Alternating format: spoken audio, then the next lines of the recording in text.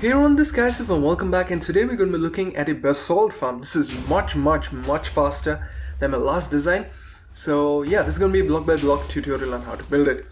So here we've got basalt being formed, being pushed into the center, and we've got unduped TNT which explodes and gives you the basalt. We are using the perfectly timed piston trick to ensure maximum efficiency.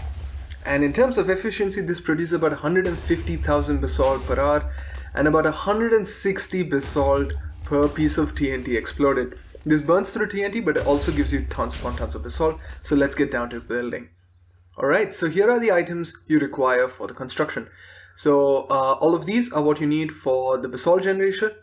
You do need a lot more lava. The crying obsidian is for blast resistant blocks. Redstone, there's just a lot of connections.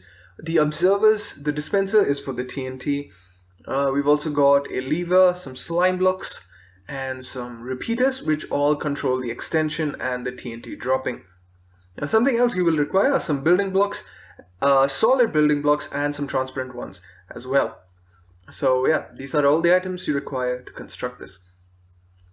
Alright, to start off, you need about a 15 by 20 area in the nether. I repeat, in the nether. I'm currently building this in the overworld, just because it looks good. So you're going to start off with 11 sticky pistons and place 11 pieces of blue ice in front of them. Come down and then place 11 pieces of soul sand. Next up, we're going to place a cage and construct a cage of sorts. On top, this is where the lava is going to go. The cage is for preventing the lava from flowing off. And as you can see, we've formed some basalt down below. Now for the next layer, we're just going to replace the outer layer with soul sand. And we're going to place another line of sticky pistons and then blue ice in front of them. And just repeat that one more time because we're going to have 3 layers on each side. Now something I don't actually do in the video is remove the middle layer of pistons. It's very important. Basically, as I said, you want to place 11 down, but then you want to remove the middle piston because the middle piston might extend and obstruct the TNT falling. It's a bit of a mistake on my part to not actually show this on camera. Alright, so here's the final layer. The final layer does not require the soul soil in front. Instead, it requires some crying obsidian. The crying obsidian is to stop blocks from being pushed in and also blast resistivity. Alright, so next up we're going to line the outside of the soul soil with some more obsidian. This is mainly for blast protection because you do not want your soul soil breaking on you.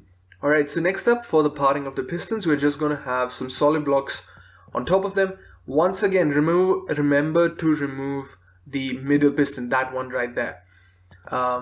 Not the middle row of pistons, the middle 3 pistons. Alright, now you just want to connect up solid blocks to all the pistons and then place redstone on top of them. This way you ensure that all the pistons are actually extending. One thing you just have to make sure is from corner to corner it is exactly 15 pieces of redstone dust, otherwise all the pistons won't extend. Now for the next side, I'm going to break this block and we're going to count 16 blocks. So you're going to place 16 pieces of obsidian.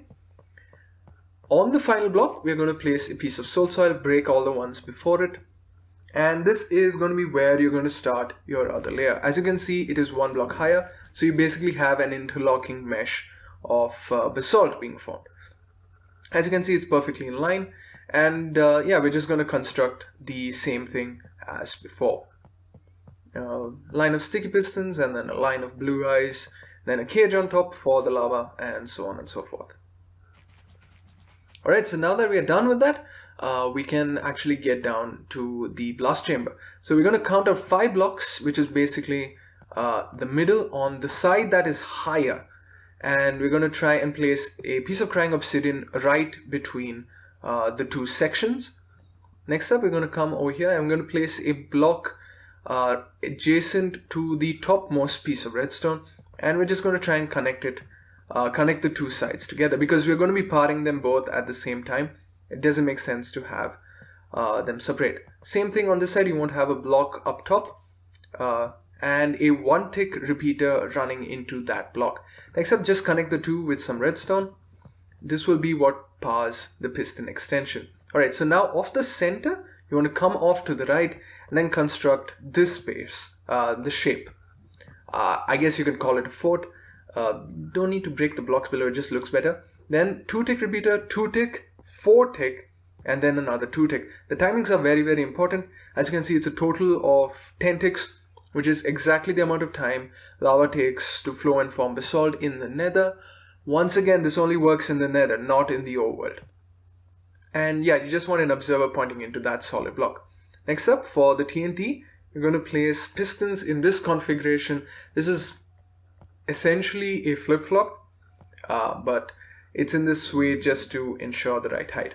Now we're going to place a few blocks, wait until we are right in line with that obsidian, place a dispenser there, which will hold our TNT, and then we just want to construct a small drop chute for the TNT, because we do not want the TNT sliding off to the side and falling on the basalt and breaking everything. So we're going to extend this right up till the last layer of basalt and place some obsidian for extra protection, some redstone to connect up, and then some TNT. Now for the on and off switch, a few slime blocks and a sticky piston pointing downwards, and a lever, and yeah, that should be the entire farm done.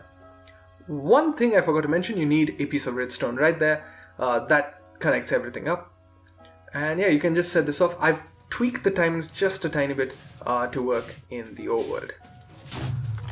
So anyways guys, thanks for watching. This means guys, and I'm out, so ciao for now. I shall see you in the next video.